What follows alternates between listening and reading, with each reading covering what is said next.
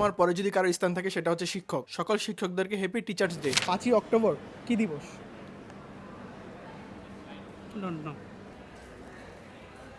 যদি না পারেন বলতে পারেন। যদি শিক্ষক দিবস।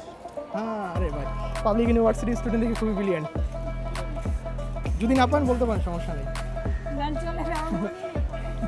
আগামী 5ই অক্টোবর কি দিবস? আচ্ছা, আপনি যদি না পারেন আমি বলতে পারি, সমস্যা নেই।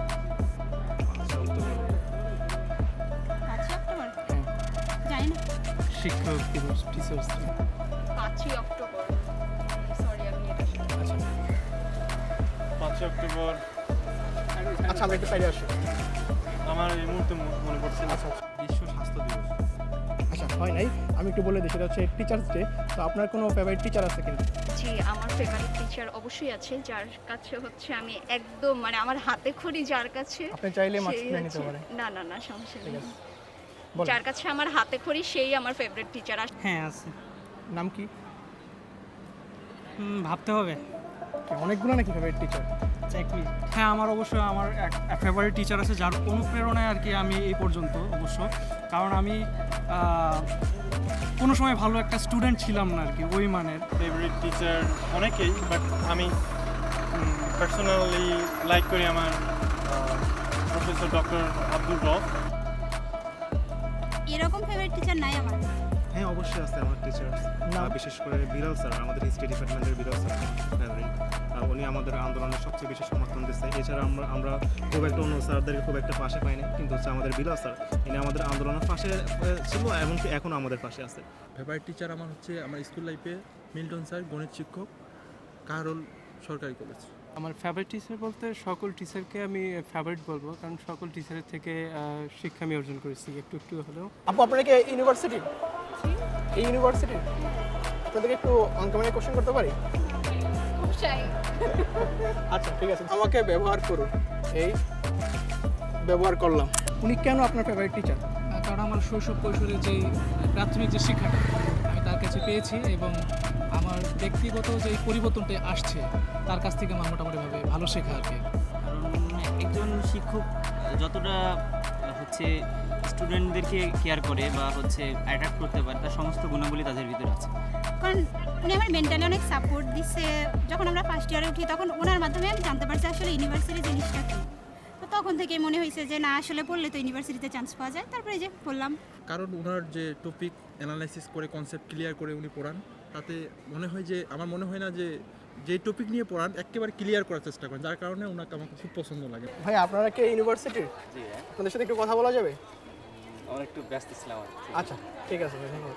বাংলাদেশ নট ফর বিগিনার, শুধু রিজেকশন রিজেকশন রিজেকশন। ওনাদের সাথে আপনার একটা ভালো মেমোরি শেয়ার করেন আমাদের সাথে।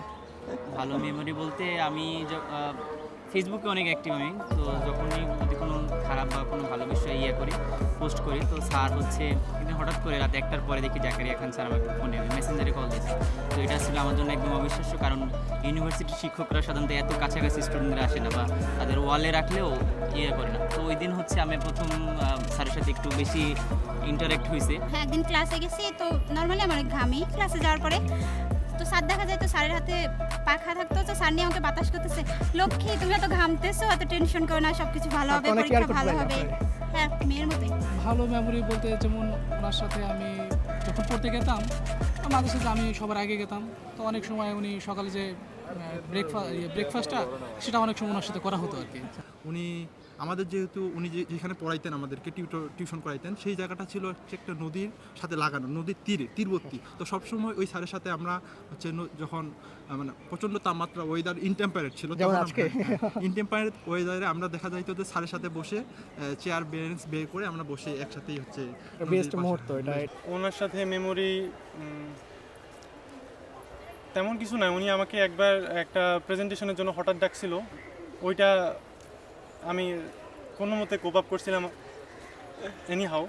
তো ওখানে 58 রাউন্ড করছিলাম, তো ওইখানে টিচারদের সঙ্গে আমাদের খেলাটা পড়ছিল। তো একটা মারছিলাম, স্যার লেগ দিয়ে চলে গেছে পিছনে। তো ওইখানে এক টিচার আর কি বলটা ধরতে, টিচার মানে ফোন সাথে নিয়ে আর কি ফোন পড়ে গেছে। এখন ওই জায়গায় সবচেয়ে হাসির বিষয়টা ছিল যে উনি বলটা না ধরে আগে ফোনটা চালিয়ে গেছে। আমরা তো ব্যাচে পড়তাম, তো উনি হচ্ছে টেবিলটা হচ্ছে গিয়ে মানে লম্বা টেবিল ছিল, তো উনি সবসময় ওই সাইডে সামনে বসতো আর আমরা 4 জন হচ্ছে গিয়ে এই সাইডে বসছি। তো আমার মুখে আমি যখন পানি খাচ্ছিলাম বোতলে আমার মুখে আমি পানি নিয়ে মুখে জমায়ে রেখে দিয়েছি।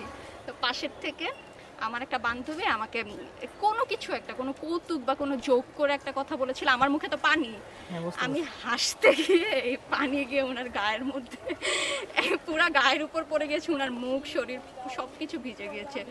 তো উনি আমাকে তারপরে বলছে যে মানে তুমি সামনের 2-3 দিন পড়তে আসবে না, আমার চোখের সামনে আসবে না তুমি, আমার তোমার দেখলে আনইজি ফিল হবে। আপু আপনারা কি ইউনিভার্সিটি, আপনাদের সাথে একটু অন ক্যামেরায় কথা বলা যাবে? আচ্ছা ঠিক আছে। যেহেতু আজকে টিচার্স ডে, তো ওনার উদ্দেশ্যে কিছু বলেন। ওনার উদ্দেশ্যে সৃষ্টিকর্তার কাছে একটাই প্রার্থনা, যেন উনি সর্বদা সুখে থাকতে পারেন, শান্তি থাকতে পারেন। এটা আসলে ওনাকে কখনো বলা হয় নাই, বাট আমি আসলে ওনাকে অনেক ভালোবাসি। আর ওনার তো আসলে মানে মোটামুটি তো একটা এই যে উনি চলে গিয়েছে, কিন্তু ওনার ছেলে বা মেয়ের জন্য যদি কোনো কিছু আমার করার থাকে আমি আমার সাধ্যমতো চেষ্টা করব। আমার জায়গা থেকে ওনার জন্য অনেক অনেক দোয়া, শুভকামনা। রিসেন্ট কিছুদিন আগে উনি বিবাহ করছে, তো শুভকামনা। আমি দুজনের সুস্বাস্থ্য কামনা করছি এবং সাফল্য কামনা করছি। এবং স্যার আমি আপনাদেরকে অনেক ভালোবাসি। Thank you.